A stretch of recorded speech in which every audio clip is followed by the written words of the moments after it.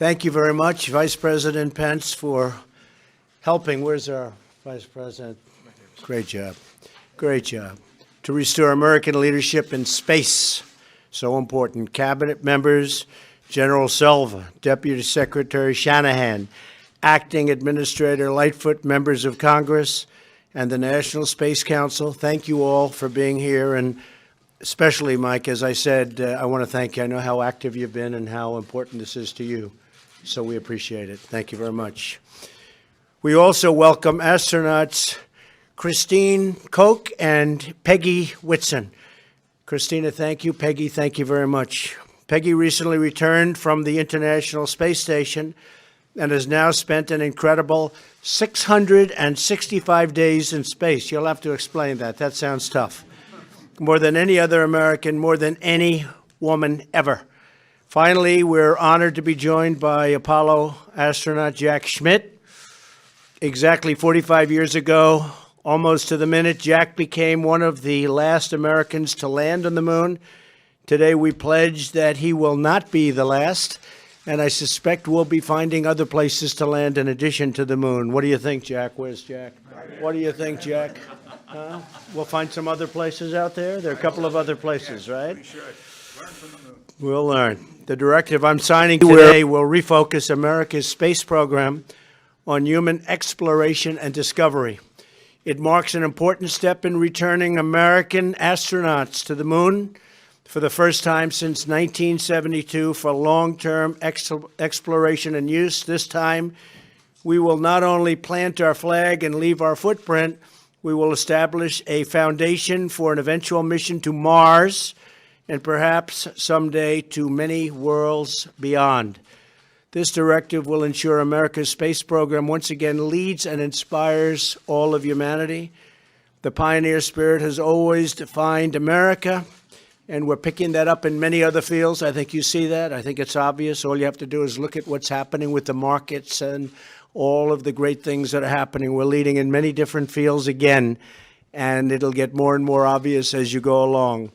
After braving the vast unknown and discovering the new world, our forefathers did not only merely sail home and, in some cases, never to return. They stayed, they explored, they built, they guided, and through that pioneering spirit, they imagined all of the possibilities that few dared to dream. Today, the same spirit beckons us to begin new journeys of exploration and discovery, to lift our eyes all the way up to the heavens and once again imagine the possibilities waiting in those big, beautiful stars if we dare to dream big. And that's what our country is doing again. We're dreaming big.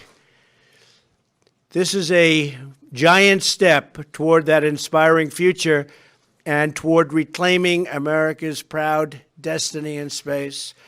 And space has so much to do with so many other applications, including a military application.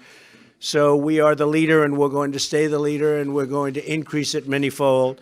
I'd like to invite Vice President Pence, if he would, to say a few words. He's been leading this for me, and I appreciate it. Mr. Vice President.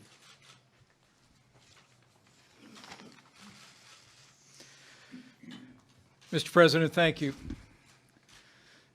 And thank you for your leadership, and thank you for the honor to be here today in my capacity as chairman of the National Space Council for what I believe is a momentous occasion in the history of American space exploration. To all the extraordinary leaders who are gathered with us today, to members of Congress and the pioneers of space exploration who are gathered here, we thank you. We thank you for all you've done to serve our nation and expand the horizons of human knowledge and advance American leadership in outer space. Mr. President, in signing this space policy directive, you are ensuring that America will lead in space once again. To guide this new era of American space leadership, President Trump has relaunched the National Space Council, and at the Council's inaugural meeting in October, we unanimously approved a recommendation to instruct NASA to return American astronauts to the moon, and from there to lay a foundation for a mission to Mars. Today's action by President Trump makes that recommendation official national policy for the United States of America. As everyone here knows, establishing a renewed American presence on the moon is vital to achieve our strategic objectives and the objectives outlined by our National Space Council. In pursuing these objectives, Mr. President, we will, as you said, enhance our national security and our capacity to provide for the common defense of the people of the United States of America.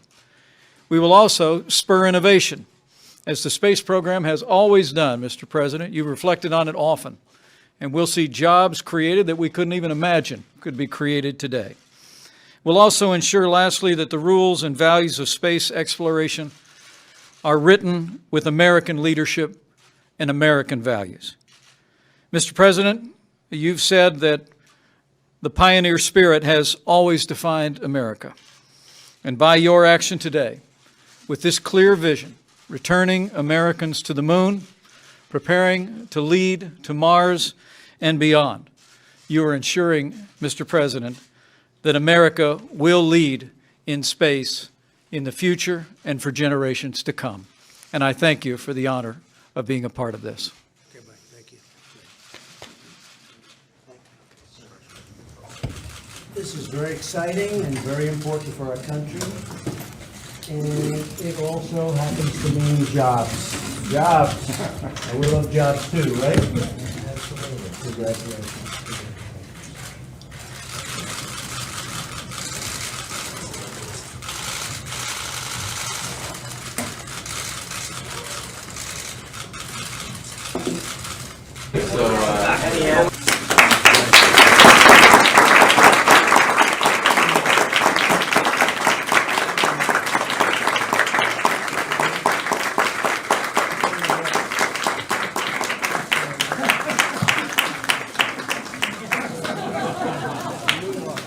Thank you, everybody. Thank you very much. Oh, good. I like it. Thank you very much, everybody.